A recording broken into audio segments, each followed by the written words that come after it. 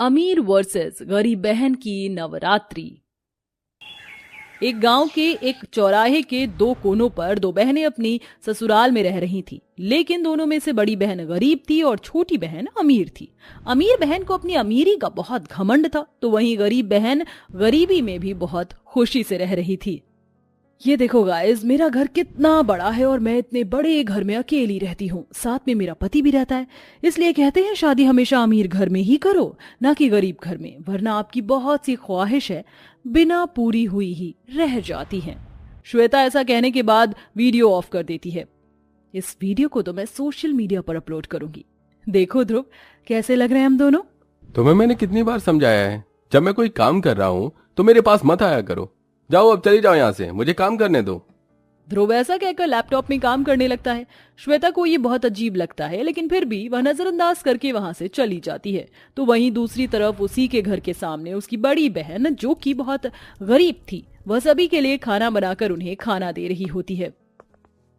ये लीजिए, आप सभी खाना खा लीजिए। अच्छा बहू, तुम भी हमारे साथ खाना खाओ बैठकर। नहीं माँ जी, मैंने तो पहले ही खाना खा लिया, आप लोग खा लीजिए। संगीता ऐसा कहकर रसोई में काम करने चली जाती है, जिसके बाद जब वह सभी के बर्तन उठाने आती है तो सभी के बर्तनों में थोड़ा थोड़ा खाना बचा होता है। थोड़ा सा खाना बच गया है मेरा, इसे गाय को दे देना। और मेरा भी बच गया है। भाभी, थोड़ा खाना मेरा भी बचा है। ये सब देखकर संगीता की आंखों में आंसू भर आते हैं। वो सबकी थाली उठाकर रसोई में ले आती है और सबका जूठा बहुत प्यार से खाती है। सबको पता है कि मैंने खाना सभी के लिए डाल दिया, लेकिन अपने लिए बचाया ही नहीं, इसलिए सबने मेरे लिए थोड़ा थोड़ा खाना बचा दिया। कितना अच्छा है मेरा परिवार। इधर संगीता गरीबी में दो टुकड़े खाकर भी खुश थी, तो उधर श्वेता इतनी सारी वैरायटीज होने के बाद भी अपने पति के साथ ठीक से खाना नहीं खा पाती थी। एनी टाइम आपके हाथों में फोन और लैपटॉप रहता है, कभी तो ठीक से खाना खा लिया करो। तुम्हें पता है ना मेरा काम कितना इंपॉर्टेंट होता है। अगर मैंने एक भी मीटिंग मिस कर दिया, किसी चीज पर ध्यान नहीं दिया, तो बहुत बड़ा लॉस हो सकता है। इसलिए तो मेरे काम के बीच में मत आओ। ध्रुव ऐसा कहकर खाना खाए बिना ही चला जाता है। ऐसे ही कुछ दिन बीत जाते हैं और नवरात्रि आने वाली होती है। नवरात्रि के चलते पूरे बाजार में दुर्गा माता का प्रसाद और उनकी तस्वीर टंगी होती है। अरे हाँ, मैं तो भूल ही गई थी कि नवरात्रि आने वाली है। मैं भी नवरात्रों के 9 व्रत रखूंगी और दुर्गा माता से दुआ करूंगी कि वह हमारे घर के सुख शांति को इसी तरह बनाए रखें। इधर संगीता बहुत खुश थी, तो उधर श्वेता नवरात्रि आने की खुशी में खर्चा करना शुरू कर देती है। मैं तो अपने घर पर बहुत बड़ी मूर्ति लेकर आऊंगी दुर्गा माता की, और फिर उनके लिए नई नई ज्वेलरीज भी। इतनी बड़ी मूर्ति और उन्हें अच्छी ज्वेलरी पहनाकर दुर्गा माता मुझसे बहुत खुश होंगी। आखिर मैं इतना पैसा जो खर्चा करूंगी। अमीर बहन बाजार से बहुत बड़ी मूर्ति खरीद कर घर पर लेकर आती है और साथ में मूर्ति पर चढ़ाने के लिए सोने के गहने भी। तो वहीं संगीता बाजार से कागज की तस्वीर लाकर अपने घर में एक चौकी के ऊपर रखती है और साथ में एक मिट्टी के बर्तन में जौ भी बो देती है। कहते हैं माता जी की खेती जितनी अच्छे से हरी भरी उगती है, उतनी ही घर में हरियाली रहती है। मैं अपनी खेती का बहुत अच्छे से ख्याल रखूंगी। संगीता ऐसा कहकर चौकी बहुत अच्छे से लगाती है और अच्छे से पूजा भी करती है। तो वहीं श्वेता माता रानी की बड़ी सी मूर्ति की फोटो खींचती है और उसे सोशल मीडिया पर अपलोड कर देती है। इसके बाद वह अपनी सहेलियों को घर पर बुलाती है और उनके साथ पार्टी करती है। देखो, नवरात्रि चल रही है और हम पार्टी में कुछ भी नॉनवेज या लहसुन प्याज का नहीं खा सकते, लेकिन माता रानी को चढ़ाने वाला प्रसाद हम प्रसाद में यूज कर सकते हैं और उसे खा भी सकते हैं। आज हम मूवी देखेंगे एक साथ। इस तरह नवरात्रि में भी श्वेता अपनी सहेलियों के साथ घर पर मूवी देखती है और व्रत के नाम पर सारा टाइम व्रत वाले चिप्स और लड्डू खाती रहती है और रात को बिना घर के काम किए जूठे बर्तन छोड़कर सो जाती है। वहीं दूसरी तरफ गरीब बहन रात को ही सारे काम करके सोती है। घर में पूरी साफ सफाई है और बर्तन मैंने धो दिए हैं, बस माता रानी को भोग लगाकर फिर मैं भी सो जाऊंगी। संगीता माता रानी को भोग लगाती है और खुद भी वही माता रानी का जूठा भोग खाकर सो जाती है। अगले दिन जब वह उठती है तो उसका पति बहुत खुश होकर उसके पास आता है।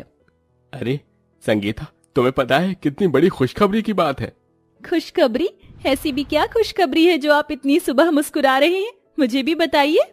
मेरा प्रमोशन हो गया है और मैं मैनेजर बन गया हूँ। इसी के चलते मेरी तनख्वाह भी बढ़ गई है। ये तो बहुत अच्छी बात है। लगता है दुर्गा माता मेरी भक्ति से प्रसन्न होती जा रही हैं। संगीता नहा धोकर फिर सुबह सबसे पहले माता रानी की पूजा पाठ करती है और घर में जो भी बनता है सबसे पहले वह उन्हें भोग के रूप में चढ़ाती है। 9 दिन तक घर में सादा सिंपल ही खाना बनता है। तो वहीं दूसरी तरफ अमीर बहन के पति का एक्सीडेंट हो जाता है और उसका पैर फ्रैक्चर हो जाता है। अरे ये क्या हो गया आपके पैर पर? टॉमी को वॉकिंग पर लेकर गया था, रास्ते में एक गाड़ी बहुत तेजी से आई और मेरा एक्सीडेंट हो गया। थोड़ा सा पैर पर फ्रैक्चर हो गया है। ये तो बहुत बुरा हुआ। श्वेता को अपने पति की हालत देखकर बहुत बुरा लगता है। अब उसका पति सही से चल फिर भी नहीं पा रहा था, उसे एकाएक सहारे की जरूरत थी। ऐसे ही नवरात्रि जैसे जैसे बढ़ती है, श्वेता के घर में परेशानियां आती हैं, तो वहीं संगीता के घर में बहुत सारी खुशियां। अरे भैया भाभी, सब लोग यहाँ आओ, देखो मेरी तो लॉटरी लग गई। क्या हुआ देवर जी, इतना खुश क्यों हो? भैया भाभी, मैंने अपने कॉलेज में टॉप किया है और मुझे इसलिए अमेरिका भेज रहे हैं आगे की पढ़ाई के लिए।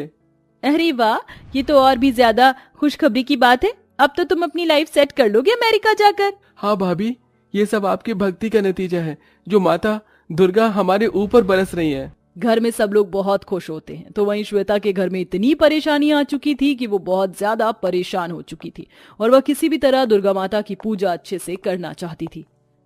अब मैं और भी ज्यादा पैसा लगाऊंगी और माता रानी का जागरण करवाऊंगी ताकि वो मुझसे प्रसन्न होकर हमारे घर में सब कुछ अच्छा करे।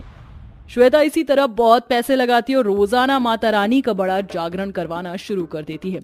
एक दिन संगीता मंडी में जाकर सामान ले रही होती है। उसी वक्त उसके मोहल्ले की 2 औरतें उसे देखकर कहती हैं, देखो तो सही, आज गरीब होकर भी लड़की अपने ससुराल में खुश है और इसकी छोटी बहन जो कि इतने अमीर ससुराल में होने के बाद भी परेशानियों का सामना कर रही है।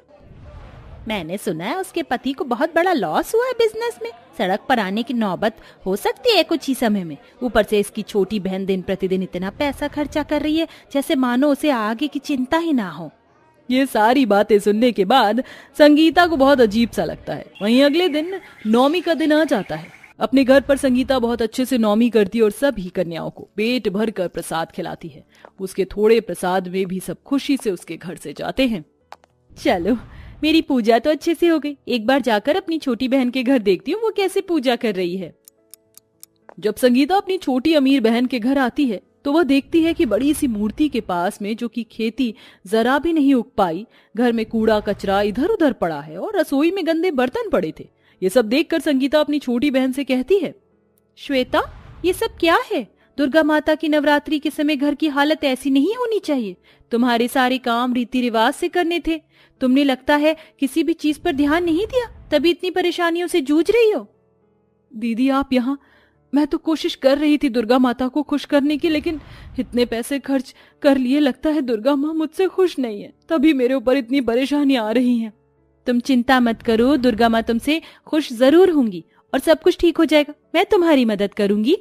संगीता ऐसा कहकर घर की बहुत अच्छे से साफ सफाई करती है और दुर्गा माता की मूर्ति को भी अच्छे से साफ करती है।